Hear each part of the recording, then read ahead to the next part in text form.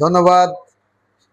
অষ্টম, নবম এবং দশম শ্রেণীর শিক্ষার্থীদের জন্য বোর্ডে একটি অঙ্ক উঠানো আছে। দেখো, একটি ত্রিভুজের ক্ষেত্রফল 216 বর্গ মিটার, এর ভূমি 18 মিটার হলে উচ্চতা কত? অর্থাৎ একটি ত্রিভুজের ভূমিটা দেওয়া আছে এবং ক্ষেত্রফল দেওয়া আছে, উচ্চতা বের করতে হবে। তাহলে আমি যদি এটা মুছে দেই, এই লাইনটা যদি মুছে দেই,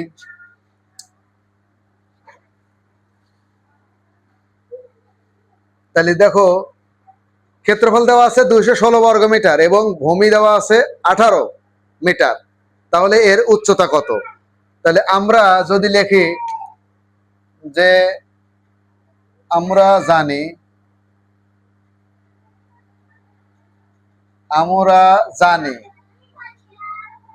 আমরা জানি ত্রিভুজের ক্ষেত্রফল সমান হাফ গুণন ভূমি গুণন উচ্চতা।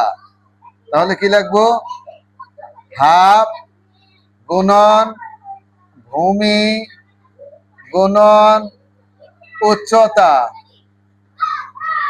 উচ্চতা এইটুক সমান কার? সমান ক্ষেত্রফল। কার ক্ষেত্রফল? ত্রিভুজের ক্ষেত্রফল। এখানে কিন্তু আমরা মান বসায় দেব, বা এই হাফ কিন্তু হাফই গুণন ভূমি কিন্তু দেওয়া আছে কত? 18 গুণন উচ্চতা দেওয়া নেই। তার মানে কি এটাই বের করতে হবে। এইটা দেওয়া আছে কত? 216, বা এটা কেটে দেওয়া যায়, এটা নিচের এটা উপরের, তাহলে 9। এই 9 কিন্তু এখন গুণন অবস্থা, ওই পাশে গেলে কি হবে? ভাগ।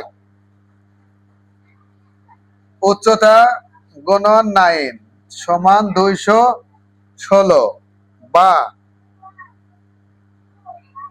উচ্চতা ইকুয়াল 9 ভাগ হয়ে যাবে। তাহলে কত? 216 ভাগ কত? 9।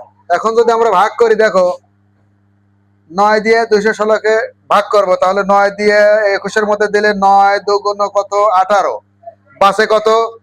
3। তাহলে 3 ওই পাশে 6, 36।